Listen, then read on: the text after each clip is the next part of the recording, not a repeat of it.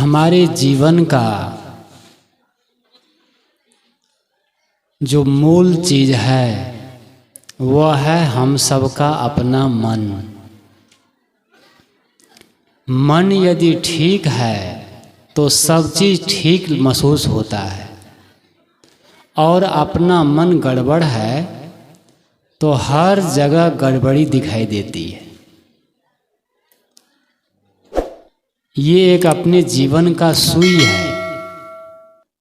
जैसे बड़े बड़े फैक्ट्रियों में बड़ी बड़ी मशीनें होती हैं, और उन मशीनों को चलाने के लिए इंजीनियर होते हैं, और एक उसका पावर कंट्रोल रूम होता है। वहाँ पर कंप्यूटर लगे होते हैं, और वहाँ पर सुई मशीन जो चलती है उसका पूरा सब वो इंजीनियर देखता रहता है कि जो इतनी फैक्ट्री चल रही है वो सही चल रही है कि नहीं। अगर गड़बड़ चल रही है तो उसका जो कांटा है, सुई है, वो गड़बड़ चलेगा, लाल हो जाएगा, लाल पर सुई चली जाएगी।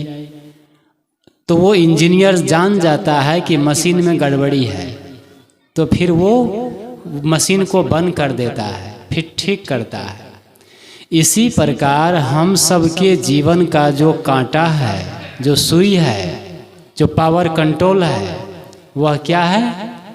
वह है अपना अपना मन। थोड़ा हम सब चिंतन करें, सोचे कि आज तक हम सबको सबसे ज़्यादा दुख किसने दिया है? अभी जो हम लोग जीवन मिला है, किसी के 25 साल, 30 साल, 40 साल, 50 साल, 60 साल, कुछ बुजुर्ग लोग बैठे हैं बाबा लोग तो 70 साल, 80 साल के भी। आज तक सबसे ज़्यादा दुख हमें किससे मिला है? किसने दिया है? पड़ोसी ने, पिता ने, पुत्र ने, या पति पत्नी है तो पत्नी ने दुख दी, या फिर पति ने दुख दिया?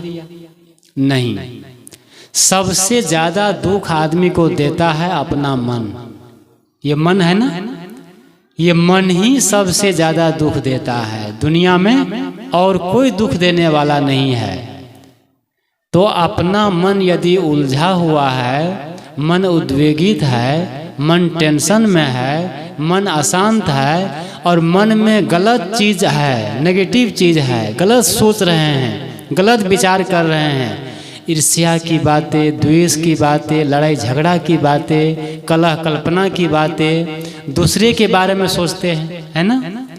हर आदमी का मन ज़्यादा से ज़्यादा दूसरों के बारे में सोचता है। हमारा मन, खाते हैं अपना भात, ठीक है ना, अपना अन्न खा रहे हैं, अपना बनाया हुआ भोजन कर रहे हैं, और सोचते हैं दूसरे के बारे में। सोचिए कितना बड़ा पाप कर रहे हैं। खा रहे हैं अपना और सोच रहे हैं दूसरे के बारे में। थोड़ा सा हम लोग चिंतन करेंगे, सत्संग क्या है? ये बार बार कहा जाता है कि सत्संग मनोरंजन नहीं है, सत्संग मनोभंजन है। यदि एक बात गुरुजनों के, संतों की बात अगर अपने जीवन में उतार ले और अपने मन के भूत प्रेत को हम झाड़ पाए, तो देखिए हम देवी देवता बन जाएंगे, और हमारा घर स्वर्ग बन जाएगा, और जीवन पवित्र बन जाएगा। तो मूल बात है कि अपना मन, हर आदमी को सबसे ज़्यादा तकलीफ, सबसे ज़्यादा उलझन, टेंशन कौन देता है? पति, पत्नी, भाई, भतीजा, पड़ोसी, रिश्तेदार, कुटुंब, परिवार, वे लोग नहीं देते हैं। सबसे ज़्यादा दुख देता है अपना उलझा हुआ मन। इसीलिए ऋषि ने कहा है, मन एव मनुष्याणाम कारणम बंध मोक्षयो। ये ऋषि की वाणी है। मन एव मनुष्याणाम कारणम बंध मोक्षयो। हमारे बंधन और मोक्ष, सुख और दुख, हानि और लाभ, अनुकूल और प्रतिकूल, उलझन और सुलझन का अनुभव कराने वाला हमारा ही अपना मन है। मन एव मनुष्याणाम कारणम बंध मोक्षयो। बंधन और मोक्ष का कारण हमारा स्वयं का अपना मन ही है। जब मन को प्रतिशोधित कर दिया जाता है, मन को बढ़िया से शोध लिया जाता है, मन को पवित्र कर लिया जाता है, तो कबीर साहब जो कहते हैं कि यह मन तो निर्मल भया जैसे गंगा नीर, और पीछे पीछे हरि फिरे कहत कबीर कबीर। मन चंगा तो याद है ना सबको, मन चंगा तो, थोड़ा जोर से बोलिए, थोड़ा ठंडे दूर हो। देखो बच्चा लोग को भी याद है, मन चंगा तो कठौती में गंगा। क्या हम लोग मन को चंगा रख पा रहे हैं? मन को चंगा कहाँ रखते हैं? मन को तो इतना भर देते हैं, मन में इतना तेजाब आ जाता है, इतना विकार आ जाता है कि हम मन के तल में, मन के भार से आदमी बोझिल हो जाता है। और हर आदमी आज मन मुटाव का बोझ लेकर के चल रहा है। परिवार में है, सास है, बहू है, देवरानी जेठानी है, पिता पुत्र है, भाई भाई है, पड़ोसी पड़ोसी है, जितने लोग हैं आपस में मन मुटाव का बोझ लेके चल रहे हैं। और जहाँ मन मुटाव है, मन में गांठें हैं, मन मुटाव का अर्थ है मन की गांठें। हमारे मन में गांठें हैं, और जहाँ गांठ होती है वहाँ पर रस नहीं होता है। गन्ना, आप लोग गन्ना खाए होंगे, गन्ना देखे हैं, तो गन्ना क्या है? गन्ना में जहाँ बहुत रस होता है, स्वादिष्ट होता है, मीठा होता है, तो चूसते हैं, लेकिन हर 5-6 इंच पर गांठ आ जाता है, गांठ आ जाती है। और जहाँ पर गांठ होती है वहाँ रस होता है गन्ना में। जहाँ पर गांठ होता है गन्ना में वहाँ रस नहीं होता है। तब क्या करते हैं? उस गन्ना को, गांठ को काट के फेंक देते हैं, फिर वहाँ से चूसना शुरू करते हैं, तो फिर रस मिलता है, फिर गांठ आ जाती है ना। तो जहाँ जहाँ गांठ है वहाँ वहाँ रस नहीं है, न वहाँ प्रेम का रस है, न वहाँ शांति का रस है, न वहाँ सुख का रस है, न वहाँ आनंद का रस है। इसीलिए मन मुटाव की जो गांठ बांध के हम लोग चल रहे हैं। देखो आप लोग इतने दूर से सत्संग में और ठंडी में तपस्या कर रहे हैं, तो कुछ बातें याद करें और जीवन में लागू करें कि आज से हम संकल्प करते हैं कि किसी बात को लेकर के मन में गांठ नहीं बांधेंगे, गाल नहीं फुलाएंगे, है ना। बस थोड़ा सा कुछ कह दिया, गाल फुला ली, अब बोलना बंद, है ना, बोलना बंद। और भीतर भीतर तो खूब बोल रहे हैं, मुख से नहीं बोल रहे हैं। तो ये क्या हुआ? भीतर की एनर्जी हमारी समाप्त हो रही है, शक्ति हमारी बर्बाद हो रही है। एक घर में नई नई बहू आई, बहुत पुराने समय की बात है। तो जब नई बहू आई तो उस घर में भैंस थी, तो दूध होता था, दही भी था, घी भी था, मक्खन भी था।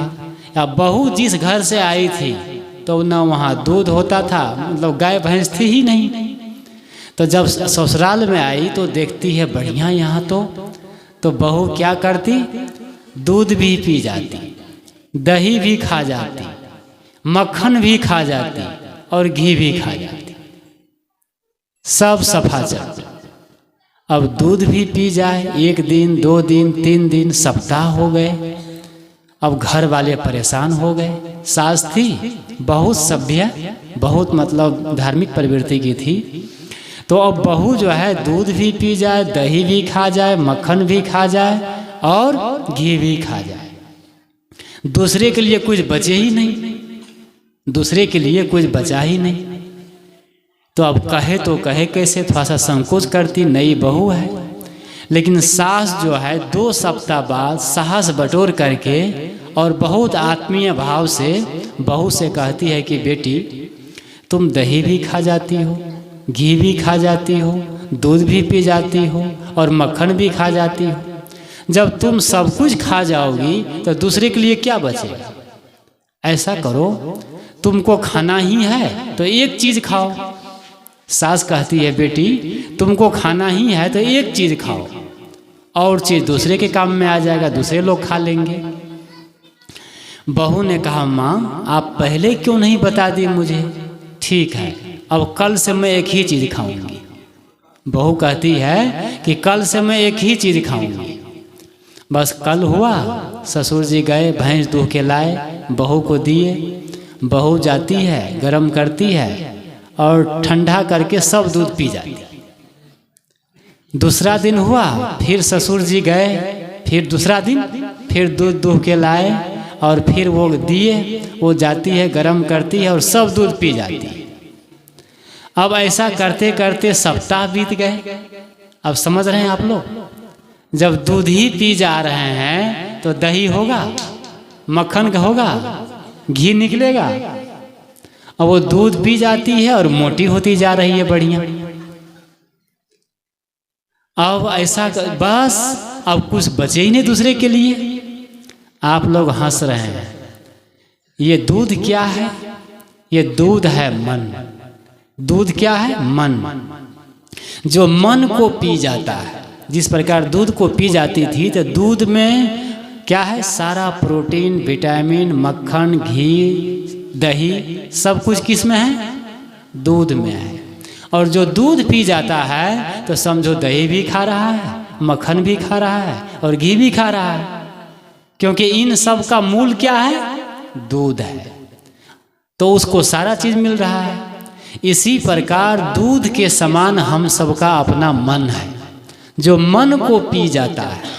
पीने का अर्थ है मन को बस में कर लेना, मन को शुद्ध कर लेना, मन को पवित्र कर लेना, मन को निर्मल कर लेना और मन के सारे गांठ को खोल देना। किसी के प्रति बैर नहीं, किसी के प्रति द्वेष की भावना नहीं, किसी के प्रति कोई गलत विचार न सोचे। तो मन, जो मन को बस में कर लेता है, मन को शुद्ध कर लेता है, वह महाशक्तिशाली हो जाता है, वो भगवान हो जाता है, देवी देवता हो जाता है। इस संसार में बुद्ध, महावीर, कबीर, दयानंद, विवेकानंद जितने महापुरुष हैं, उन्होंने क्या किया?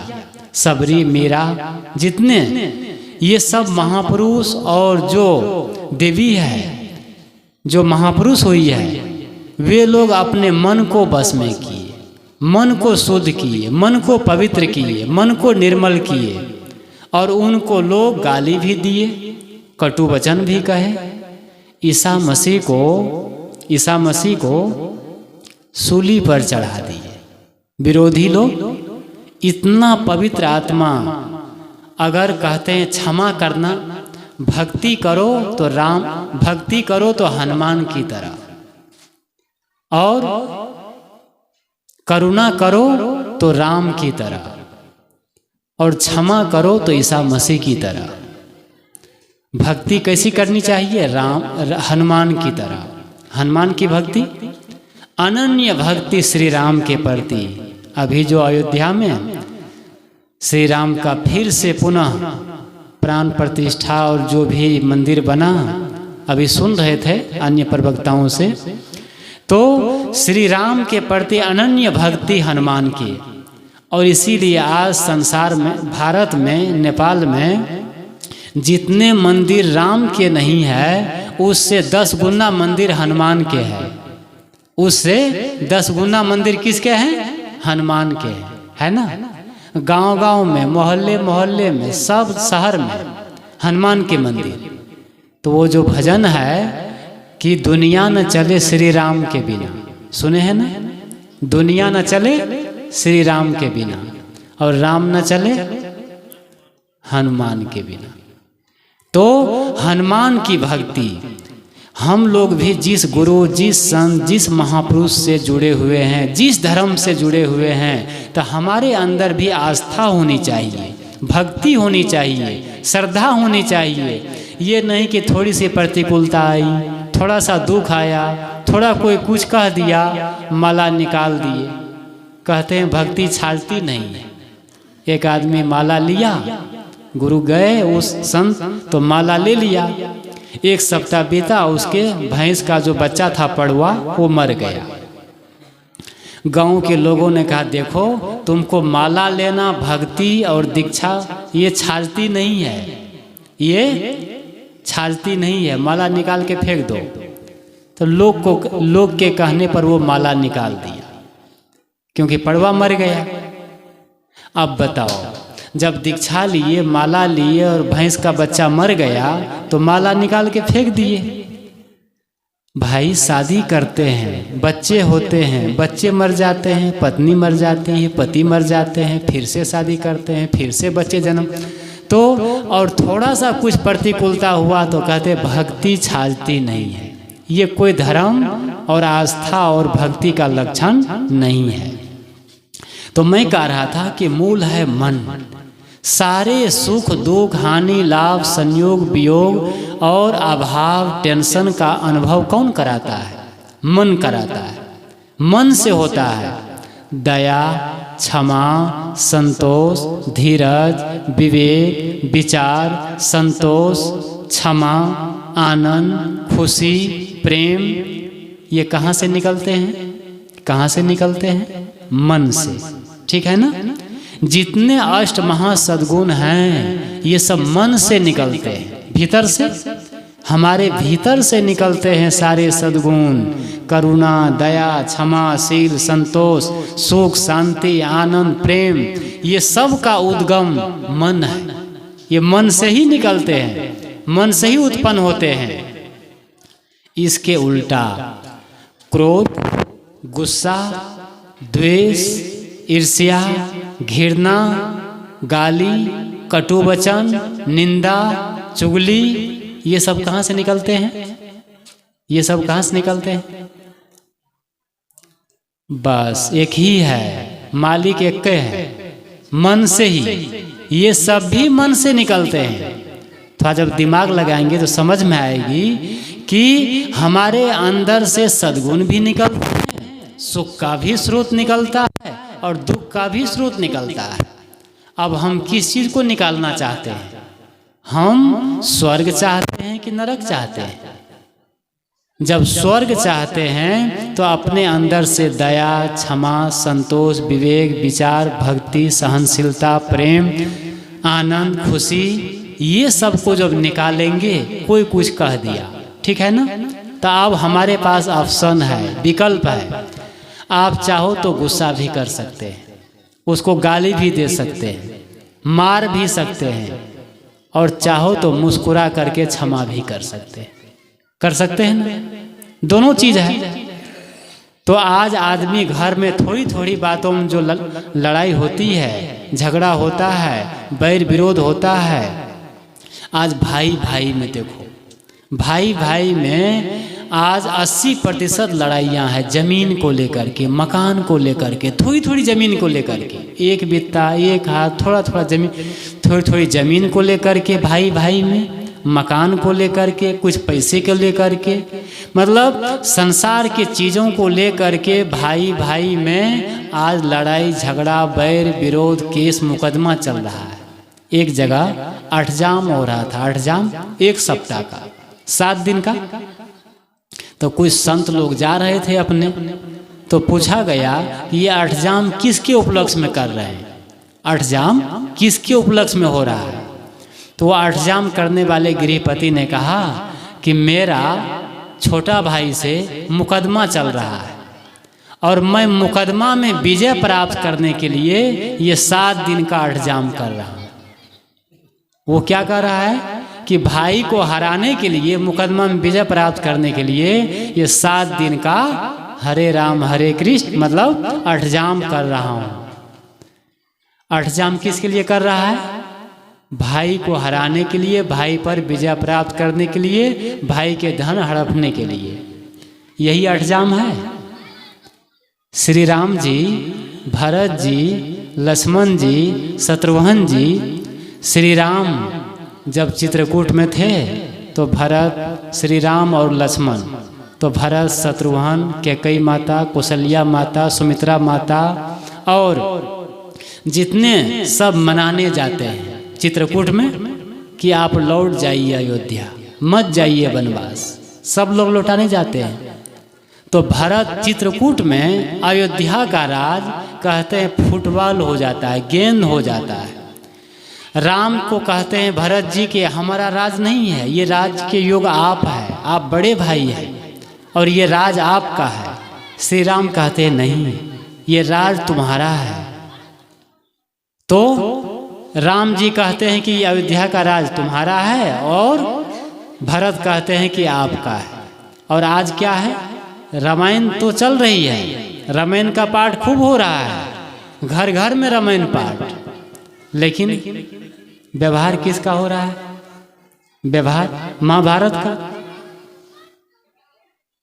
तो इसलिए हम सबको जीवन में चाहिए कि हम लोग धर्म करते हैं, पूजा करते हैं, पाठ करते हैं, सत्संग सुनते हैं, भजन गाते हैं, प्रवचन करते हैं, ये सब करना अच्छी बात है।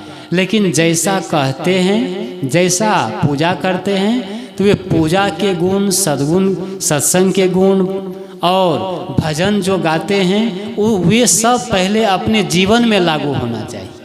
ठीक है ना? पहले अपने जीवन में लागू होना चाहिए। और अपना जीवन में तो लागू नहीं है। आदमी खुद ही सिगरेट पी रहा है, गुटखा खा रहा है, तंबाकू खा रहा है और बेटा को कहता है बेटा ये मत खाओ। एक गांजा पीने वाला आदमी का बेटा बीड़ी पीने लगा तो वो आदमी ने कहा बेटा बीड़ी पीना नुकसान करता है, बीड़ी मत पियो। तो बेटा ने कहा पापा सिगरेट गांजा पीना ज़्यादा नुकसान करता है कि बीड़ी पीना? क्योंकि वो खुद गांजा पी रहा था। क्या कहेगा पिता? एक पिता ने पुत्र से कहा कि तुम्हारी पढ़ाई में मैं इतना पैसा खर्च करता हूँ, इतने अच्छे स्कूल में नाम लिखा दिया, अब और अच्छे से पैसे दे रहे हैं, लेकिन तुम्हारी उम्र के जवाहरलाल नेहरू थे तो हर क्लास में फर्स्ट ठीक है ना, पहला नंबर से पास होते थे, फर्स्ट क्लास में फर्स्ट डिवीजन से पास होते थे। पिता ने पुत्र से कहा कि तुम्हारी उम्र के जब जवाहरलाल नेहरू थे तो हर क्लास में फर्स्ट डिवीजन से पास होते थे और तुम आज तक एक भी क्लास में फर्स्ट नहीं लाया है, तुम कैसी पढ़ाई करते हो? बेटा ने कहा पिताजी जब आपकी उम्र के जवाहरलाल नेहरू थे तो वे भारत के प्रधानमंत्री थे और आप तो एक गांव का सरपंच भी नहीं हो। क्या कहा? जब आपकी उम्र के जवाहरलाल नेहरू थे तो भारत के प्रधानमंत्री थे और आप तो आज जो है गांव का एक सरपंच भी नहीं हो। अपना रहनी में लाए बिना ज्ञान की बात अगर हम दूसरों को कहेंगे तो क्या होगा? वो सब गड़बड़ होगा। आज जीवन में परिवर्तन क्यों नहीं आ रहा है? परिवार में परिवर्तन क्यों नहीं आ रहा है? समाज में परिवर्तन क्यों नहीं आ रहा है? सत्संग तो खूब हो रहा है, भक्ति खूब हो रही है, घर घर में मंदिर है, घर घर में पूजा पाठ हो रहा है, इसके बाद भी आज कौन सी चीज़ बढ़ रही है? सहनशीलता बढ़ रही है, क्षमा बढ़ रही है, करुणा बढ़ रही है, सहयोग की भावना बढ़ रही है, एक आपस में प्रेम का व्यवहार बढ़ रहा है। सुमित्रा नहीं बढ़ रहा है। क्या बढ़ रहा है? क्या बढ़ रहा है? आज कलह बढ़ रहा है, द्वेष बढ़ रहा है, नफरत की भावना बढ़ रही है। आज से 25 साल पहले हमारे पूर्वज, पिता दादी जी जो थे पूर्वज, वे लोग एक झोपड़ी में रह करके, फूस के घर में रह के 5 बच्चे, 6 बच्चे, 7 बच्चे को जन्म देते थे और एक फूस के घर में बच्चों को पाल पोस करके और बढ़िया योग बना करके वे उनको पालन कर लेते थे, निर्वाहन कर लेते थे एक झोपड़ी में। आज 5 बच्चे मिल करके एक बूढ़े माँ बाप की सेवा नहीं कर सकते और 5 मंजिला की बिल्डिंग में 2 भाई नहीं रह सकते। महानगरों की बात, शहरों की बात मैं बता रहा हूँ। एक बिल्डिंग है तो वो एक भाई का, दूसरे भाई के लिए दूसरी बिल्डिंग चाहिए। तो आज जो है बिल्डिंग तो बड़ी हो गई, मकान तो बड़ा हो गया, घर तो बड़ा हो गया, लेकिन आदमी का दिल कितना छोटा हो गया, कितना छोटा हो गया। आज इस दुनिया में, पूरी दुनिया में किसी भी कोने के आदमी से आदमी फेस टू फेस बात कर सकता है, वीडियो कॉल से। अमेरिका में है, इंग्लैंड में है, जर्मनी में है, फ्रांस में है, ब्रिटेन में है, लेकिन वीडियो मोबाइल के द्वारा आज बिल्कुल बात कर सकता है और मिनटों में बात कर रहे हैं। मतलब देश की दूरियां विज्ञान घटा दिया, देश की दूरी नहीं है, तुरंत फोन लगाओ, वीडियो कॉल हो गया, देख रहे हैं, मुस्कुरा रहे हैं, बात कर रहे हैं, है ना। तो देश की दूरी कम हो गई, लेकिन दिल की दूरियां कितनी बढ़ गई। एक घर में गोतनी है, 3-4 भाई है, सास बहू है, पिता पुत्र हैं, लेकिन एक घर में प्रेम से नहीं रह पा रहे, अच्छे से नहीं जीवन जी पा रहे हैं। तो बाहर तो सब कुछ विकास हो रहा है, सब कुछ अच्छा हो रहा है, बाहर उन्नति हो रही है, लेकिन हमारे जो नैतिक चीज़ें हैं, जो मूलधन है, मूलधन क्या है? मन, ठीक है ना। मन की जो सोचने की शक्ति है ये कम हो गई, मतलब बहुत निम्न हो गई। तो मैं कह रहा था कि हमारे जीवन में सुख दुख हानि लाभ और सबसे ज़्यादा दुख हमें कौन देता है? सबको अपने अपने मन से एकांत में बैठ के सोचना चाहिए कि आज तक हम लोग सबसे अधिक बात किससे किए? आज तक हम लोग सबसे ज़्यादा बात किससे किए? पड़ोसी से नहीं, पति पत्नी से नहीं, सबसे ज़्यादा बात की है अपने मन से। सही है ना। सबसे ज़्यादा आदमी किससे बात करता है? अपने मन से करता है। तो हमें मन को शुद्ध करना है, मन को पवित्र करना है, मन को निर्मल करना है। और जिसका मन निर्मल हो गया, मन प्रसन्न हो गया, मन खुश हो गया, तो जो बच्चे हैं, जो लोग हैं घर में, उनके साथ में आप मीठा बोल पाएंगे, प्रेम से बोल पाएंगे और खुशी से पेश आ पाएंगे। और घर में एक अच्छा वातावरण, प्रेम का वातावरण, माधुर्य का वातावरण आप परिवार को दे पाएंगे। कब दे पाएंगे? जब अपना मन शुद्ध होगा, अपना मन पवित्र होगा। जब हृदय पवित्र होगा, मन पवित्र होगा, तो एक एक शब्द जो निकलेगी, एक एक शब्द निकलेगा ना, वो अमृत का काम करेगा, वह अमृत का काम करेगा। अब मन गड़बड़ है तो कोई भी शब्द निकलेगा वो चिराग का काम करेगा, अग्नि का काम करेगा। ये वाणी है ना, वाणी में दो चीज़ें हैं। वाणी में, इसमें आग भी है और मिठास भी है। तो हम लोग अपने मन को, अपने हृदय को पवित्र करें। तो सबको ये मंत्र याद है कि मन चंगा तो कठौती में गंगा।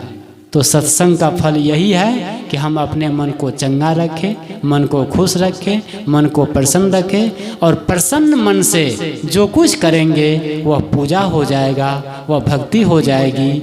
और इसलिए कबीर साहब ने कहा और ऋषि ने कहा, प्रसन्न चित्ते परमात्मा दर्शनम। प्रसन्न चित्त में ही परमात्मा का दर्शन होता है, भगवान का दर्शन होता है। प्रसन्न चित्ते परमात्मा दर्शनम। हम लोग प्रसन्नता पूर्वक जीवन जिए, खुश होके जीवन जिए, खुश होके भोजन बनाएं, खुश होके झाड़ू लगाएं, खुश होके बर्तन माजें, खुश होके कपड़ा धोएं और खुश होके भोजन पारस करें और खुश होके भोजन ग्रहण करिए। तो वो भोजन भोजन नहीं, वो प्रसाद बन जाएगा। वह घर घर नहीं, वह मंदिर बन जाएगा। और वह भोजन बनाना भी पूजा हो जाएगी। और झाड़ू लगाना, बर्तन माजना, कपड़ा धोना, ये सब पूजा बन जाएंगे। और कबीर साहब कहते हैं, जो कुछ करो सो पूजा। ये कब होगा? जब हम शुद्ध मन से, प्रसन्न मन से, पवित्र मन से करेंगे।